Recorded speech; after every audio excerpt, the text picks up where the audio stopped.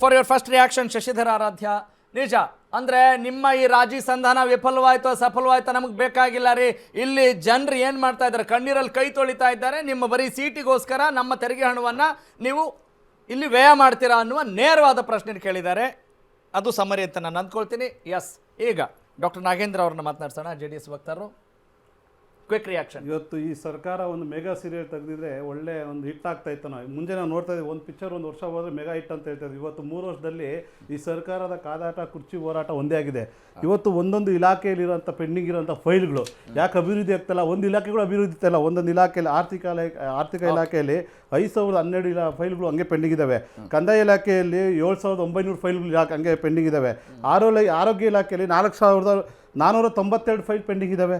ಅದೇ ರೀತಿ ಶಾಲಾ ಶಿಕ್ಷಣದಲ್ಲಿ 4252 ಫೈಲ್ ಪೆಂಡಿಂಗ್ ಇದ್ದಾವೆ. ಸೊ ಅದೇ ರೀತಿ ಗ್ರಾಮೀಣಾಭಿವೃದ್ಧಿ 3400 ಫೈಲ್ ಪೆಂಡಿಂಗ್ ಇದ್ದಾವೆ. ಅದೇ ರೀತಿ ಲೋಕೋಪಯೋಗಿ 3948 ಫೈಲ್ ಇದ್ದಾವೆ. ಅದೇ ರೀತಿ ಕಾನೂನು 2273 ಫೈಲ್ ಪೆಂಡಿಂಗ್ ಇದ್ದಾವೆ. ಅಂದರೆ ಕೇಸ್ಗಳು ಹಂಗೆ ಫೈಲ್ ಮೂವ್ ಆಗ್ತಾ ಇಲ್ಲ ಟೇಬಲ್ಗಳಿಂದ, ಇಲಾಖೆಗಳಿಂದ. ಅದೇ ರೀತಿ ವಸತಿಯಲ್ಲಿ 1476 ಫೈಲ್ ಪೆಂಡಿಂಗ್ ಇದ್ದಾವೆ. ಇವತ್ತು ಅರಣ್ಯ ಇಲಾಖೆಯಲ್ಲಿ 2447 ಫೈಲ್ ಪೆಂಡಿಂಗ್ ಇದ್ದಾವೆ. ಅದೇ ರೀತಿ ಹಿಂದುಳಿದ ವರ್ಗದಲ್ಲಿ 1674 ಫೈಲ್ ಪೆಂಡಿಂಗ್ ಇದ್ದಾವೆ. ಇಲಾಖೆಗಳ ಫೈಲ್ಗಳು ಪೆಂಡಿಂಗ್ ಬಿದ್ದಿದ್ದಾವೆ. ಅಭಿವೃದ್ಧಿ ಶೂನ್ಯ ಆಗಿದೆ.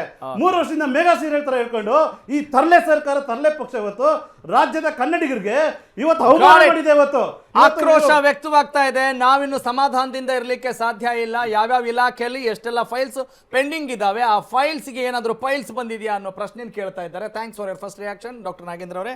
ಎಸ್, ಬಿ ವಿ ನಾಗೇಶ್ ಅವರೇ, ಸಾರಿ ಬಿ ವಿ ಗಣೇಶ್ ಅವರೇ. ಈಗ ಹೈಕಮಾಂಡ್ ಕರೆದಿರೋದು ಏನಕ್ಕೆ? ಫಸ್ಟು ಕಾಂಗ್ರೆಸ್ ಪಕ್ಷದ ಅವರ ಕೊಳಕನ್ನು, ಅವರ ಗಲೀಜನ್ನು ತೊಳಿಬೇಕು ಅಂತ ಕರೆದಿರೋದು. ನಾವು ಇಲ್ಲಿ ರಾಜ್ಯದಲ್ಲಿ ಆಗಿರತಕ್ಕಂಥ ಅಭಿವೃದ್ಧಿಗಳ ಬಗ್ಗೆ, ನಿಷ್ಕ್ರಿಯತೆ ಬಗ್ಗೆ, ಅಸಮರ್ಥತೆ ಬಗ್ಗೆ ಇಬ್ಬರು ಸ್ನೇಹಿತರು ಮಾತಾಡಲಿಕ್ಕೆ ಎಲ್ರಿಗೂ ಹಾಕಿದೆ. ಆದರೆ ಅವ್ರ ಕೊಳಕನ್ನು ತೊಳೆಯೋಕ್ಕಾಗದೆ ಇನ್ನು ಎಷ್ಟು ದಿವಸ ಸಾರ್ವಜನಿಕರನ್ನ ಈ ರೀತಿ ಹಿಂಸೆಯಲ್ಲಿ ಇಡ್ತೀರಾ, ನೋವು ಕೊಡ್ತೀರಾ? 136 ಸೀಟ್ಗಳನ್ನು ತೆಗೆದುಕೊಂಡು ಬಹಳ ಬಹುಮತದಿಂದ ಬಂದಿರೋ ಸರ್ಕಾರ, ನಿಮ್ಮಲ್ಲಿ ಒಮ್ಮತ ಇಲ್ಲ, ಒಗ್ಗಟ್ಟಿಲ್ಲ, ಎಲ್ಲವೂ ಬಿಕ್ಕಟ್ಟು. ಈ ರೀತಿಯ ಭಾವನೆಗಳಲ್ಲಿ ಆಡಳಿತದ ಅಧಿಕಾರಿಗಳು ಯಾವ ರೀತಿ ನಿಮಗೆ ಸಹಕಾರ ಕೊಡ್ತಾರೆ, ಆಡಳಿತ ಯಾವ ರೀತಿ ನಿಷ್ಕ್ರಿಯತೆ ಕಡೆ ಹೋಗ್ತಾ ಇದೆ ನೋಡಬೇಕು ಅನ್ನತಕ್ಕಂಥ ಹೈಕಮಾಂಡ್ಗೆ ಕಿಂಚಿತ್ತು ಕಾಳಜಿ ಇಲ್ಲ. ನಂಬರ್ 1. ನಂಬರ್ 2, ವೀರೇಂದ್ರ ಪಾಟೀಲ್ ಅವ್ರನ್ನ ಈ ಏರ್ಪೋರ್ಟಲ್ಲೇ ಬದಲಾಯಿಸಿದ್ರು. ಹೌದು, ಈಗಿರೋ ಸರ್ಕಾರವನ್ನು ಬದಲಾಯಿಸಲಿಕ್ಕೆ ಮೈಸೂರಲ್ಲಿ ಕೇರಳಕ್ಕೆ ಹೋಗಬೇಕಾದಂಥ ಸಂದರ್ಭದಲ್ಲಿ ರಾಹುಲ್ ಗಾಂಧಿಯವರು ರನ್ವೇಗೆ ತಂದರು. ಏನು ರನ್ವೇನಲ್ಲಿ ನೀನು ಬಾ ಮಾತಾಡೋಣ, ನೀನು ಬರ ಹಿಂಗೆ ಆ ರೀತಿ ಕರೆದ್ರು. ಇನ್ನೆಲ್ಲೋ ಫುಟ್ಪಾತಿಗೆ ತರೋ ಮಟ್ಟಿಗೆ ಕಾಣಿಸ್ತಾ ಇದ್ದಾರೆ. ಬಹುಶಃ ಕಾಂಗ್ರೆಸ್ ಹೈಕಮಾಂಡು ಅಲ್ಲ, ಆಕ್ಚುಲಿ ಫುಟ್ಪಾತ್ ಅಲ್ಲೇ ಚರ್ಚೆ ಆಗ್ಬೇಕಲ್ವಾ?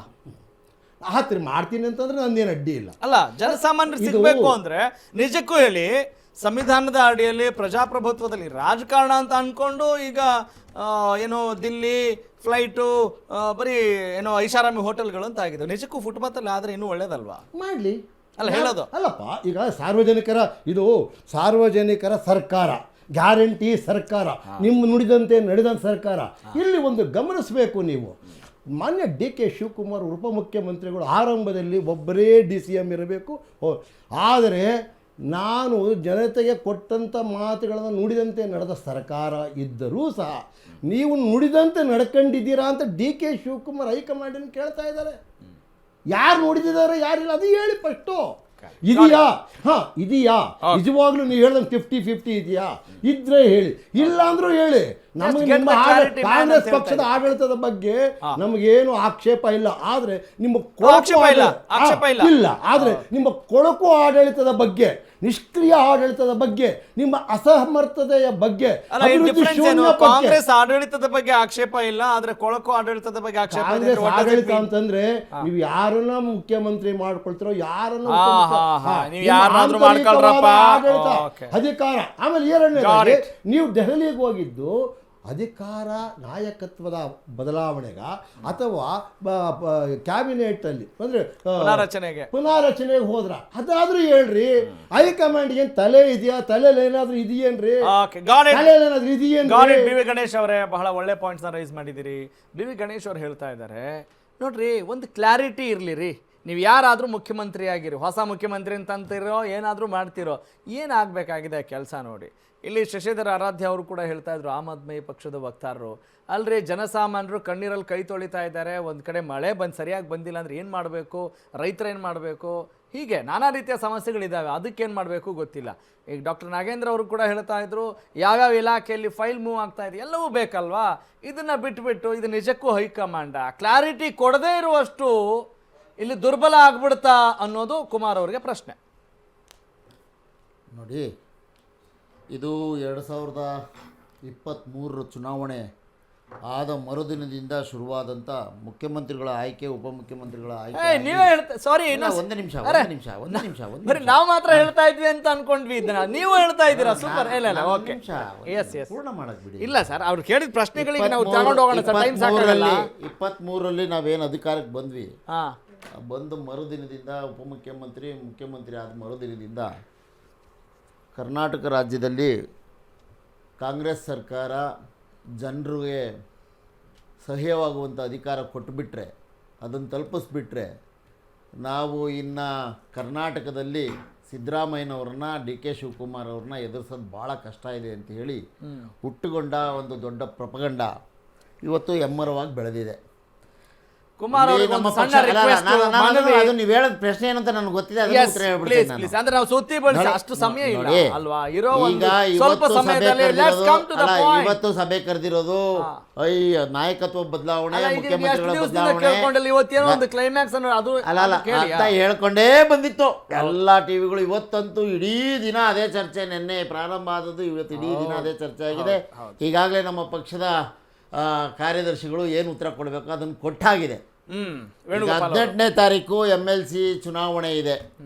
7 ಸೀಟ್ಗಳ ಬಗ್ಗೆ ಅಥವಾ 8 ಸೀಟ್ಗಳ ಬಗ್ಗೆ ಯಾವುದು ಚರ್ಚೆ ಇದೆ. ಅಲ್ಲಿ ಯಾರ್ಯಾರನ್ನು ನಾವು ಆಯ್ಕೆ ಮಾಡಬೇಕು, ಪ್ರಾದೇಶಿಕವಾರು ಮತ್ತು ಜನಾಂಗದವಾರು ಮತ್ತು ನಮ್ಮ ಪಕ್ಷದಲ್ಲಿ ದುಡಿದಿರೋರು ಯಾರು ಸೀನಿಯಾರಿಟಿ ಕೊಡಬೇಕು ಅಂತ ಹೇಳ್ಬಿಟ್ಟು ಚರ್ಚೆ ಆಗಿದೆ. ಒಂದು ಇರಬಹುದು, ನೀವು ಹೇಳದಂತೆ ಇರಬಹುದು, ನಾಯಕತ್ವದ ವಿಚಾರನೂ ಚರ್ಚೆ ಆಗಿರಬಹುದು. ನಮ್ಮ ಕರ್ನಾಟಕದಲ್ಲಿ ಈ ಥರದೊಂದು ದೊಡ್ಡ ವಿಷಯ ಚರ್ಚೆ ಆಗ್ಲೇ ಇದೆ ಪ್ರತಿದಿನ.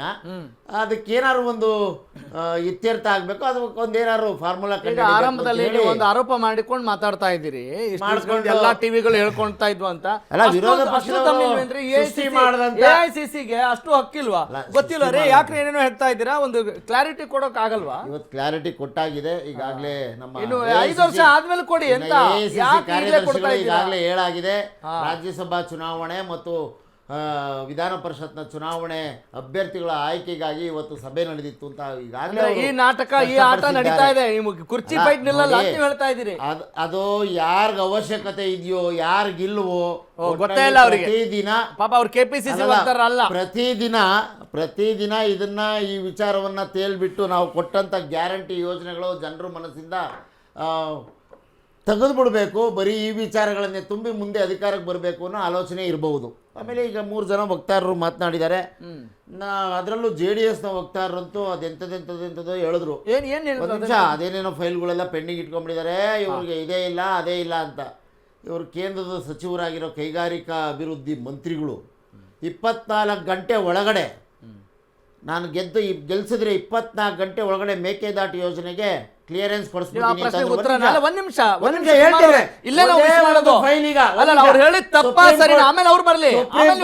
ಹೇಳ್ತೇನೆ, ಸುಪ್ರೀಂ ಕೋರ್ಟ್ ಈಗ ಆದೇಶ ಹೊರಡಿಸಿದೆ, ಅಲ್ಲೇ ಅಣೆಕಟ್ಟೆ ನೀವು ಕಟ್ಕೋಬಹುದು ಅಂತೇಳಿ ಕ್ಲಿಯರೆನ್ಸ್ ಕೊಡಿಸ್ಲಿ. ಅವ್ರ ಪ್ರಶ್ನೆಗೆ ಉತ್ತರನ ಇದು.